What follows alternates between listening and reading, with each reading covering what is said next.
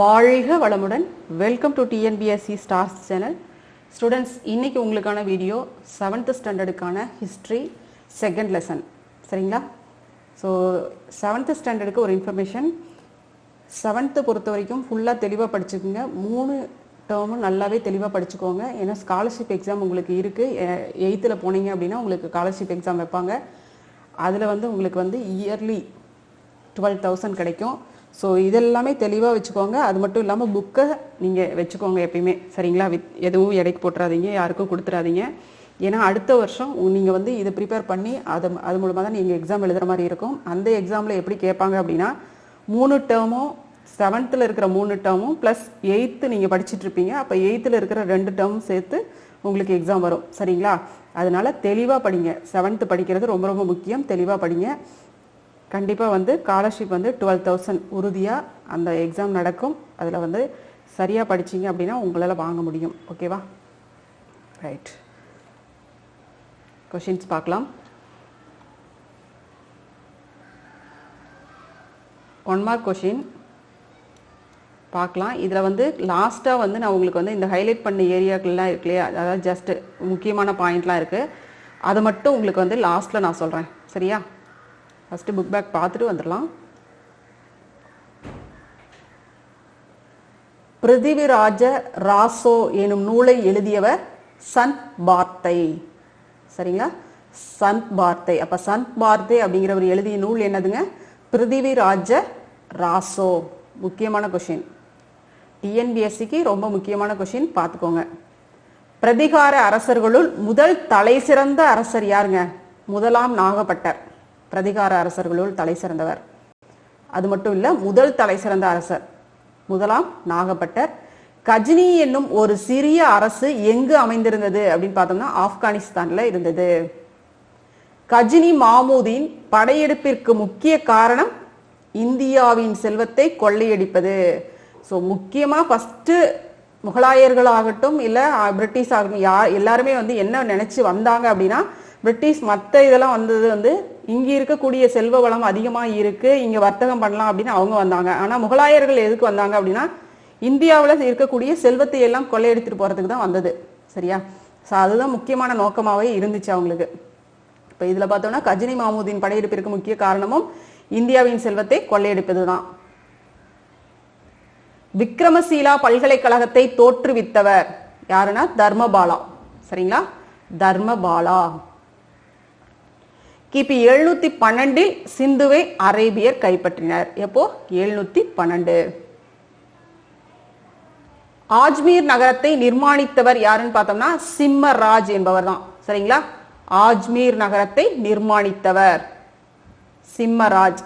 இப்ப ஏற்கனவே நம்ம சொன்னது ஹைலைட் பண்ண ஏரியாக்கள்ல இருந்து கொஸ்டின் வரும் அப்படின்னு சொன்னோம். இப்ப புக் பேக்லயும் இருக்கு, ஹைலைட் பண்ண ஏரியாவிலயும் அதே கொஸ்டின் இருக்கு அப்படின்னா அதுக்கு அதிகமான இம்பார்ட்டன்ஸ் கொடுங்க. சரியா? சோ இந்த கொஸ்டின் அப்படிதான் இருக்கு. காந்தரியா கோவில் எங்கு அமைந்துள்ளது அப்படின்னு பார்த்தோம்னா மத்திய பிரதேசத்துல. சரிங்களா? மத்திய பிரதேசத்துல என்ன கோயில்? காந்தரியா கோவில். பொறுத்துக்க பாருங்க. காஜுராஹோ, பந்தேல்கண்ட். சூரியனார் கோயில் எங்க இருக்கு? கொனாரக். தில்வாரா கோவில் அபுகுன்று. சரிங்களா? காஜுராஹோ, பந்தேல்கண்ட், சூரியனார் கோயில், கொனாரக், தில்வாரா, அபுகுன்று. சரியா தவறா? ராஜபுத்திர அப்படிங்கிறது ஒரு லத்தீன் வார்த்தை அப்படின்னு நம்மளுக்கு கொடுத்திருக்காங்க. இது தவறு. ஏன்னா ராஜபுத்திர அப்படிங்கிறது ஒரு சமஸ்கிருத சொல்லு. சரிங்களா? சமஸ்கிருத வார்த்தை. சரியா? இது சரியா தவறா அப்படிங்கிறது, தவறா சரியா அப்படிங்கிறது மட்டும் இல்ல, தவறா இருந்தா அதுக்கான ஆன்சர் என்ன அப்படிங்கறது நம்ம தெரிஞ்சு வச்சிருக்கணும். ஓகேவா? அது முக்கியம். சரியா? இப்ப ராஜபுத்திர அப்படிங்கிறது சமஸ்கிருத சொல் அப்படின்னு தெரிஞ்சிடும். அரசர் கோபாலர் மக்களால் தேர்ந்தெடுக்கப்பட்டார். சரிங்களா? கோபாலர் அப்படிங்கிறவர் மக்களால தேர்ந்தெடுக்கப்பட்ட ஒரு அரசர். ஸோ ஏன் இதை மட்டும் மென்ஷன் பண்றாங்க அப்படின்னா, மற்ற அரசர்கள்லாம் எப்படிங்க அப்படியே தலைமுறையா வருவாங்க இல்லையா? ஸோ அப்படி வராம இந்த அரசர் கோபாலர் அப்படிங்கிறவர் மக்களால் இன்னைக்கு எப்படி நம்மளுக்கு அரசியல்வாதிகள்லாம் நம்ம தேர்ந்தெடுக்கிறோம், அந்த மாதிரி அந்த கோபாலர் அப்படிங்கிற அரசர் மக்களால் தேர்ந்தெடுக்கப்பட்டு வந்தவர். அபுகுன்றில் அமைந்துள்ள கோவில் சிவபெருமானுக்கு படைத்தளிக்கப்பட்டுள்ளது. இது தவறான ஆன்சர். இது சமண தீர்த்தங்கரர்களுக்கு, அதாவது சமண சமயத்தை சார்ந்த கோயில் இது. சரிங்களா? சிவன் அப்படின்னா சைவ சமயம் அப்படின்னு சொல்லுவோம். இது சமணம் அப்படிங்கும் போது சமண சமயத்தை சார்ந்தவர்கள் தீர்த்தங்கரர்கள் அப்படின்னு சொல்லுவோம் இல்லையா, அதுதான். சரியா? அவர்களுக்காக இது படைத்தளிக்கப்பட்டது இந்த கோவில். ரக்ஷாபந்தன் சகோதர உறவு தொடர்பான விழா. ரக்ஷாபந்தன் நம்மளுக்கு தெரியும் இல்லையா, ராக்கிலாம் கட்டிக்குவோமே, அதுதான். அது சகோதர உறவு தொடர்பான ஒரு விழா. ரக்ஷா அப்படின்னா பாதுகாப்பு, பந்தன் அப்படின்னா கட்டுதல் அப்படின்னு சொல்றது. சரிங்களா? பாதுகாப்புக்காக கட்டப்படக்கூடிய அந்த கயிறு, நான் உனக்கு இருக்கேன் பாதுகாப்புக்கு அப்படின்னு சொல்லக்கூடிய அந்த உறவு தான் அது. அதை வெளிப்படுத்தக்கூடிய ஒரு பண்டிகையாக இது கொண்டாடப்படுது. சரியா? இந்தியர்கள் 0 முதல் 9 வரையிலான எண்களை அரேபியர்களிடமிருந்து கற்றுக்கொண்டனர் அப்படின்னு சொல்லப்படுது. இது தவறு. ஏன்னா இந்தியாவில இருந்து தான் அரேபியர்கள் இந்த எண்களை கற்றுக்கிட்டாங்க. சரிங்களா? அரேபியர்கள் தான் இந்தியர்களிடமிருந்து 0 முதல் 9 வரையிலான எண்களை கற்றுக்கொண்டனர். ஓகேவா?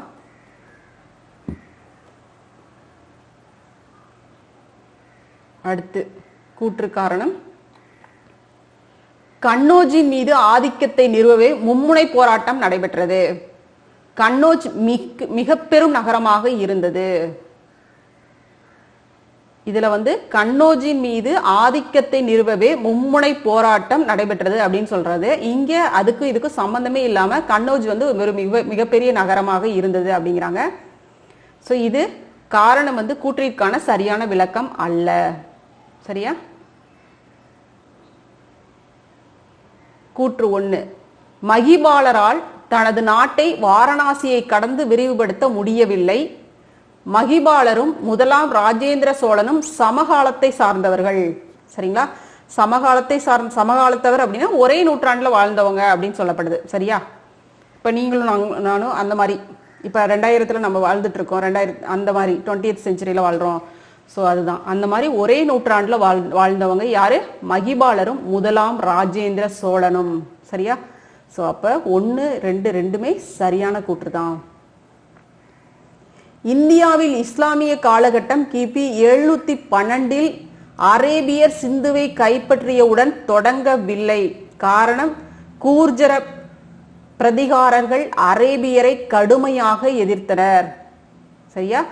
இதுல காரணம் கூற்றுக்கான சரியான விளக்கமாக இருக்கு. இந்தியாவில் இஸ்லாமிய காலகட்டம் எப்ப தொடங்குச்சு? 712 தொடங்குச்சு. அரேபியர் சிந்துவை கைப்பற்றியவுடன் தொடங்கவில்லை அப்படிங்கிறாங்க. அதாவது இஸ்லாமிய காலகட்டம் 712 இவங்க அரேபியர்கள் இருந்தாங்க இல்லையா, அவங்க சிந்துவை கைப்பற்றியவுடன் தொடங்கல. நம்ம இங்கே 712 இதுல பார்த்தோம் இல்லையா, 712 சிந்துவை இவங்க கைப்பற்றினாங்க அரேபியர்கள். சோ அந்த காலகட்டத்துல இந்த இது தொடங்கப்படல அப்படின்னு சொல்லப்பட்டிருக்கு. கூர்ஜர பிரதிகாரர்கள் அரேபியரை கடுமையாக எதிர்த்திருக்காங்க. காரணம் ஏன் அவங்களால அந்த டைம்ல இவங்களால ஏன் தொடங்கல அப்படின்னு பார்த்தோம்னா, ஏன்னா இந்த கூர்ஜர பிரதிகாரர்கள் அரேபியர்கள் இங்க இது பண்றதுக்கு, அதாவது இங்க அவங்களுடைய அரசியல் ஆதிக்கத்தை எல்லாம் நிலைநாட்டுறதுக்கு இவங்க கிட்ட கடுமையான எதிர்ப்பு இருந்த காரணத்தினால இவங்களால இந்த இடத்துல தொடங்க முடியல அப்படிங்கிறாங்க. அப்ப கூற்று காரணம் ரெண்டுமே சரிதான். இந்த தரைன் போர் இது ஏதாவது ஒரு விதத்துல நம்மளுக்கு கொஸ்டின் வந்துகிட்டே இருக்கும். சரியா? பாருங்க, கூற்று காரணம். 2ஆம் தரைன் போரில் பிருத்திவிராஜ் தோல்வியடைந்தார். ராஜபுத்திரர்களிடையே ஒற்றுமை இல்லை. கூற்று சரி, காரணம் தவறு. சரியா? பிருத்திவிராஜ் தோல்வி அடைந்தார். முதல் தரைன் போர்ல வெற்றி பெற்றாரு, 2வது தரைன் போர்ல தோல்வி அடைஞ்சிருப்பாரு. ஆனா ராஜபுத்திரர்களிடையே ஒற்றுமை இல்லை அப்படிங்கிறது தவறானது. அப்ப ஆன்சர் நம்மளுக்கு கூற்று சரி, காரணம் தவறு. கீழ்காணும் கூற்றுகளை ஆய்க, அவற்றில் எவை சரியானவை என்பதை கண்டறியோம். ரக்ஷாபந்தன் என்ற மரபானது ராஜபுத்திரர்களுடையது. வங்க பிரிவினையின் போது ரவீந்திரநாத் தாகூர் பெருமளவில் மக்கள் பங்கேற்ற ரக்ஷாபந்தன் விழாவை தொடங்கினார். இந்துக்களையும் முஸ்லிம்களையும் பிரிப்பதற்காக ஆங்கிலேய மேற்கொண்ட முயற்சிகளுக்கு எதிரானதாக இந்த திட்டம் தீட்டப்பட்டது. கரெக்ட். சரியா?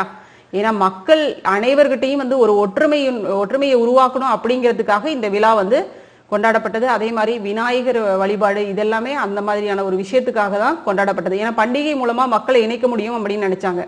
சரியா?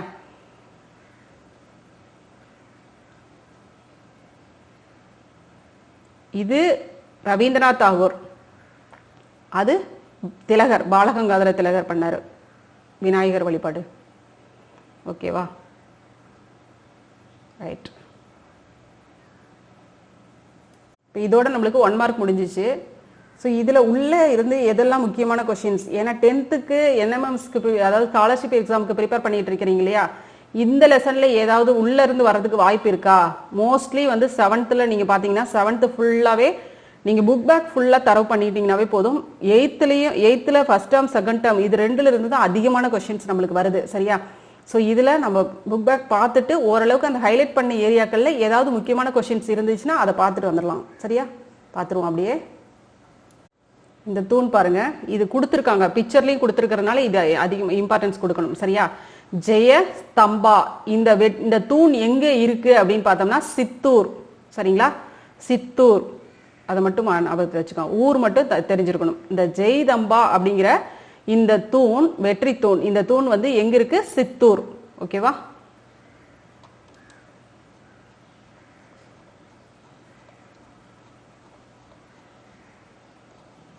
இயர்லாம் அந்த அளவுக்கு கேட்ட மாட்டாங்க.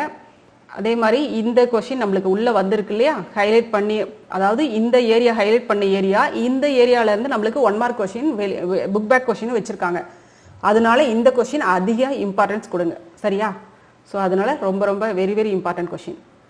சந்த் பார்தே என்னும் கவிஞர் பிருத்திவிராஜ ராசோ அப்படிங்கிற பேர்ல ஒரு நீண்ட காவியத்தை இயற்றியிருக்கிறார். ஓகேவா? அது நம்ம அங்கேயே பார்த்தோம்.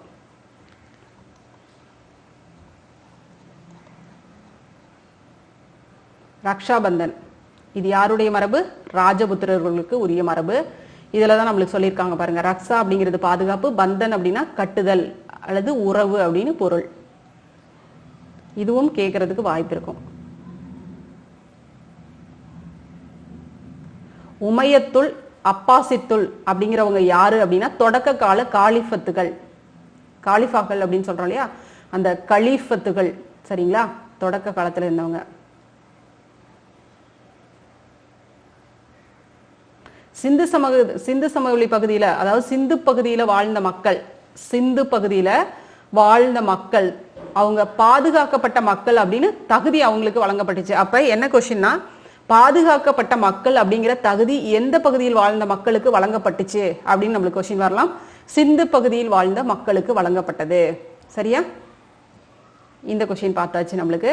அதே மாதிரி இதுவும் சமஸ்கிருத மொழியிலிருந்து தான் நம்மள, அதாவது வந்தது. அரேபிய அறிஞர்கள் சிந்துவிற்கு வந்து பல இந்திய இலக்கியங்களை கற்றனர். வானியல், தத்துவம், கணிதம், மருத்துவம் தொடர்பாக சமஸ்கிருத மொழியிலிருந்து பல நூல்களை அவர்கள் அரேபிய மொழியில் மொழியாக்கம் செய்தனர். எந்த மொழியில மொழியாக்கம் செஞ்சாங்க? அரேபிய மொழியிலிருந்து தான். சரியா? அதே மாதிரி 0லேருந்து 9 வரைக்கும் இருக்கக்கூடியது இந்தியர்களிடமிருந்து மற்றவர்கள் கற்றுக்கொண்டதுதான். சதுரங்கம் அப்படிங்கிற விளையாட்டு பாருங்க, சதுரங்கம், செஸ் இருக்கு இல்லையா, சதுரங்க விளையாட்டு மேலை நாட்டவரும் அரேபியர்களும் இந்த சதுரங்க விளையாட்டை இந்தியர்களிடமிருந்து தான் கற்றுக்கிட்டாங்க. சரியா? ஸோ இதுவும் நம்ம தெரிஞ்சுக்க வேண்டிய ஒரு விஷயம்.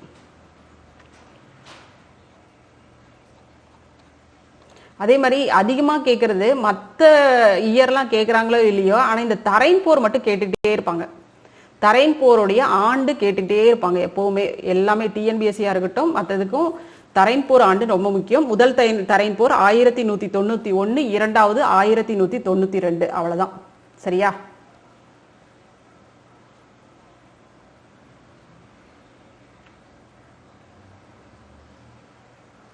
டெல்லியின் முதல் சுல்தான், சுல்தான்களுடைய ஆட்சி அப்படின்னு சொல்றோம் இல்லையா, சோ டெல்லியின் முதல் சுல்தான் யாருன்னு பார்த்தோம்னா குத்புதீன் ஐபக். ஓகேவா? குத்புதீன் ஐபக் டெல்லியின் முதல் சுல்தான். Okay, right. இந்த லெசனை பொறுத்த வரைக்கும் நம்மளுக்கு இது போதும். ஃபர்ஸ்ட் லெசன் ஏற்கனவே நான் உங்களுக்கு போட்டாச்சு. ஹிஸ்டரியிலையும் ஜியோகிரபிலையும் ஃபர்ஸ்ட் லெசன் போட்டேன் வித் கொஸ்டின் ஆன்சரோட. ஓகேவா? 2 மார்க் கொஸ்டின் 5 மார்க் கொஸ்டினோட சேர்த்து உங்களுக்கு போட்டிருக்கிறேன். சரியா? இது வந்து நம்ம இந்த இதுல பொறுத்த வரைக்கும் நம்ம 1 மார்க் மட்டும் வேகமா பார்த்துட்டு போயிடலாம். சரியா? ஏன்னா வந்து எக்ஸாம் ஓரியன்டா நம்ம பார்த்துட்டு வரோம். ஸோ 2 மார்க் உங்களுக்கு 7th வேணும் அப்படின்னா நான் போடுறேன். ஓகே, ஓகேம்மா, தேங்க்யூ.